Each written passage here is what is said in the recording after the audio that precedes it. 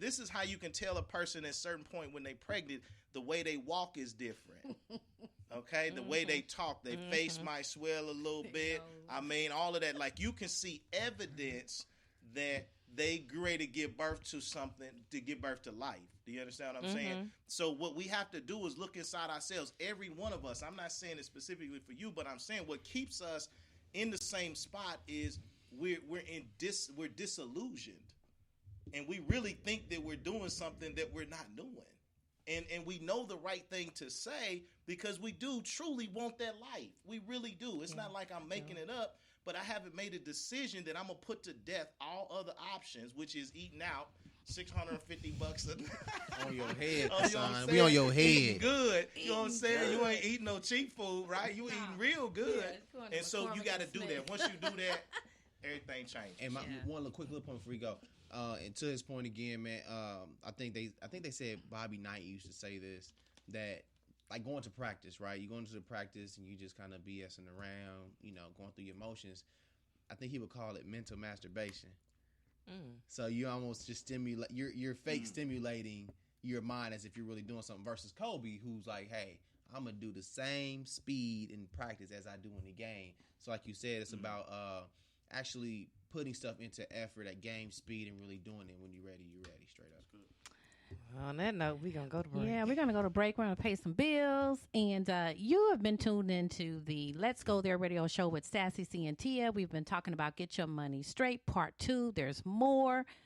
DJ, take us to commercial.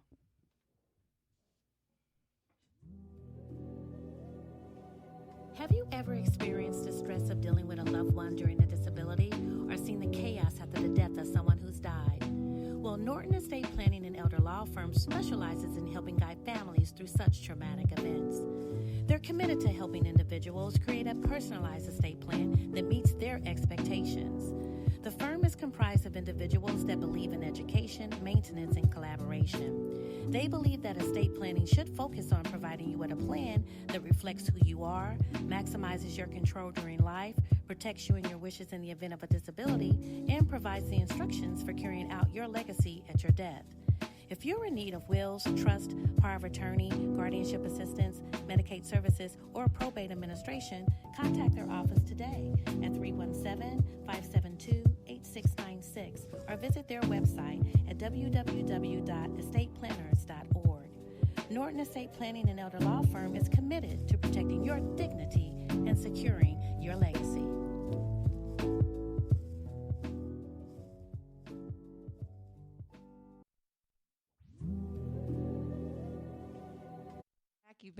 You are tuned into Let's Go There with Sassy C and Tia, where we have two phenomenal guests joining us today to talk about Get Your Money Straight Part 2. There's more. We have Andre Hogue from PFS Investments and Mike Scott with Scott Estates, and we've just been having a very good dialogue. Yes. Mike has brought some amazing energy. You know, a lot of times when you have people on your show, they just kind of are bobbleheads and they agree with everything that you say. And so sometimes you got to have that person who brings that flip side. And so, Mike, you have definitely brought that flip side energy today. I'm from a family so of I rebels. love it.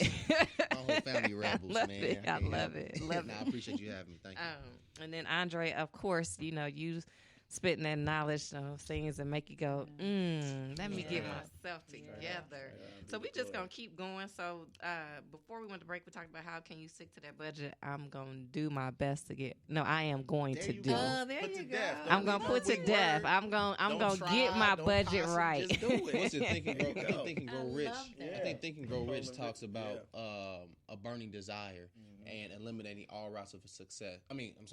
Eliminating all routes of failure or excuses.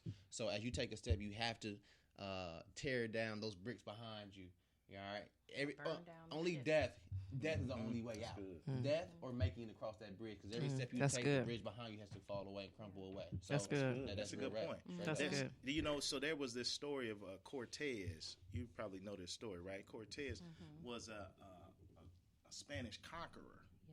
And so what he did is he was on this ship. They were going over to this land to get, all of the jewels and all of the, things that were there.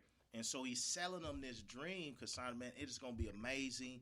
They get off, they land on, they get to land, they dock, they go around the fire, and they're talking. Just to what the brother was saying, this is what our life is about to be like. Okay, when we get these treasures, your life will never be the same.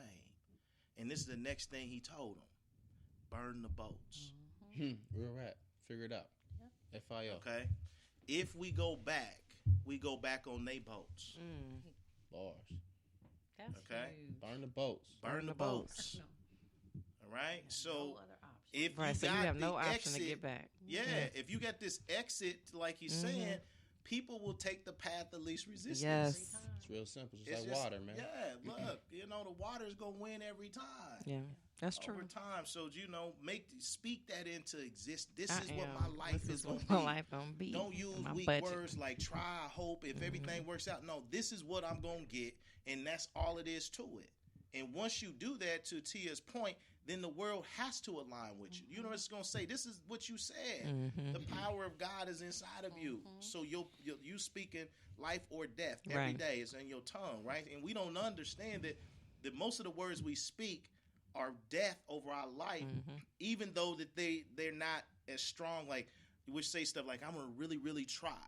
But that ain't gonna bring life. Right. Okay, you gotta really, put really that in. try. Yeah, you gotta Be in the same bold. spot. Yeah, you have to. Yeah, gotta because be bold. hey, you gotta jump, man. Listen, we all gonna die. Might as well die flying high. That's how I look That's at it. it. That's true. Y'all gonna hit the dirt. Might as well live this life to the fullest. So our next question is, what's the best method to paying down debt? You know, when you meet with somebody, there's all these different methods where you could do the snowball effect, where you pay off the highest interest rate card first, or you pay off the lowest balance first, and then you start stacking that towards. So what's your suggestion when it comes to what is the best way to pay down your debt? I think again, you got different philosophies. One of the things that I teach my clients is just creating their money philosophy.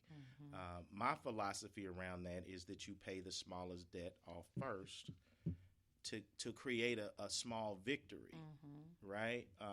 And you don't want to pay a lot of interest. I get that, but if I could get a short-term victory, it keeps me motivated long-term, right? If it's like losing weight, if I can hit a goal, then it'll keep me going. If you tell me, hey, I'm going to get my goal when I drop 40 pounds, and I'm like, man, I don't know if I'm going to last that long, right? So taking that smaller debt, and you just it's discipline, though. Yeah. It really is, right? That's what it comes down to. So once you pay that off, it's discipline to take that money and then put it towards the next debt. Because what we do is we pay it off, and then we think we got extra money. And then that payment, because I look at my own, even with my budget, I look at my budget like I've been without a car payment for almost 2 years now. Yeah. And disciplined and conditioned, I knew I had to pay that car note every month or I wouldn't have a car, right? How much did you pay? I was paying $350.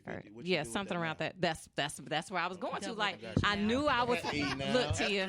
Look, Tia. Look. I'm on your side. That's what I was just thinking. I was like, you know what? I was so disciplined every month to make sure I paid my car note. Discipline or fear?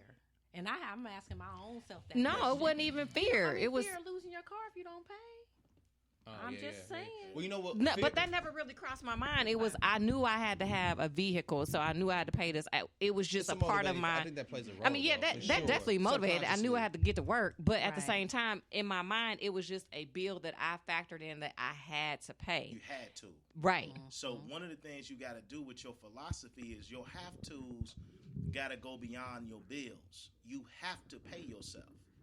Right. Okay, you have to retire at some point. You don't have to stop working, but at some point you got to be able to live a good life.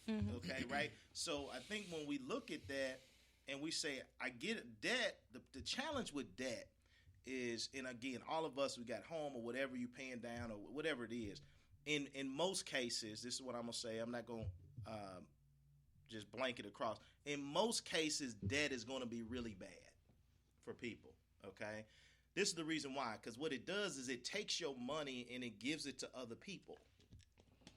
And then they charge you for the money. Right.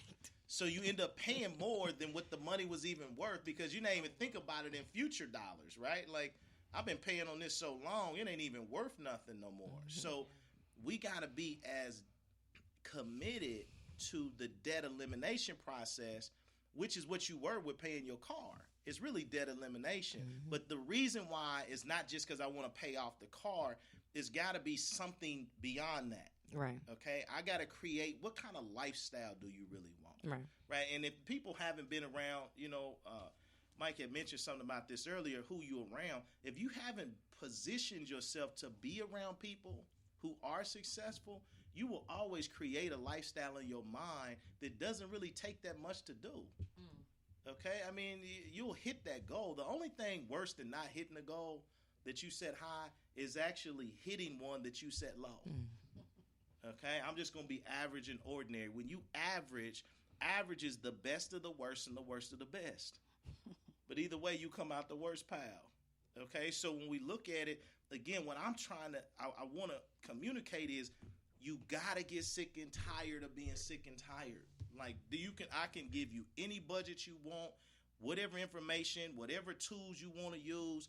But until that person in the mirror said, I just ain't cool with this no more.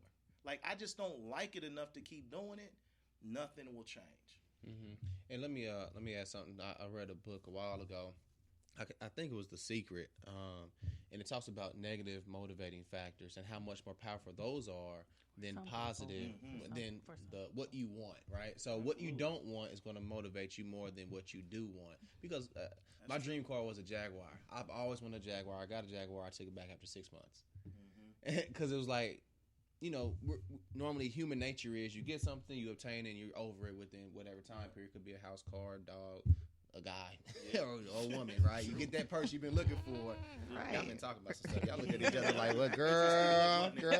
No, so I think, like she said, I think it's a very, very important thing that I think, Cassandra, that to the testament of your car, it is truly out of fear that we pay.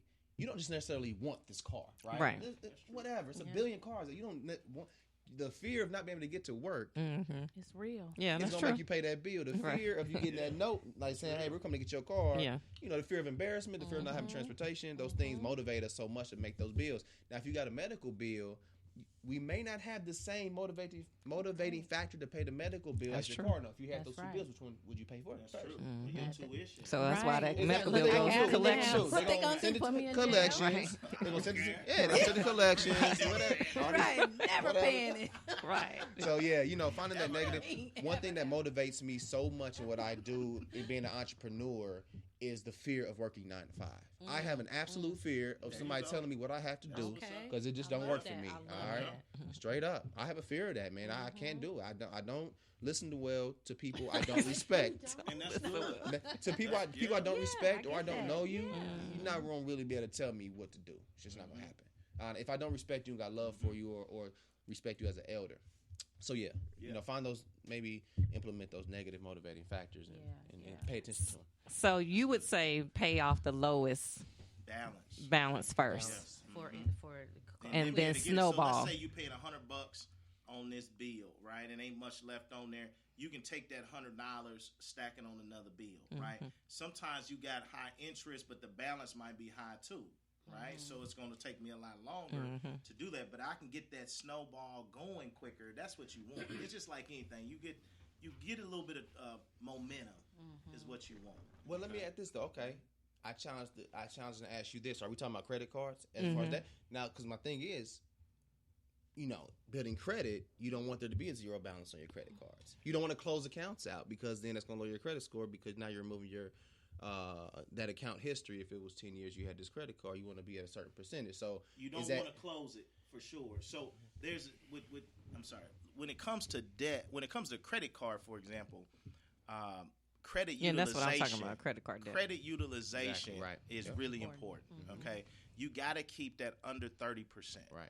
Exactly. Right. Yep. So you got to keep that down. So it's not, again, you definitely don't want to close it out because it takes away the available balance or available credit, which would potentially increase your credit utilization again. So what if you have an account though that's you haven't used in 7, 8, 9, 10 years? That's good. And it's a zero balance. You don't want to close that account? No, actually, it would have been nice if you've been having a cool little balance on there, maybe 20% utilization. Gas, gas. Because I think I just petitioned to have like some of those accounts removed from my keep 'em. credit 'Cause, I mean, report. they're not hurting you.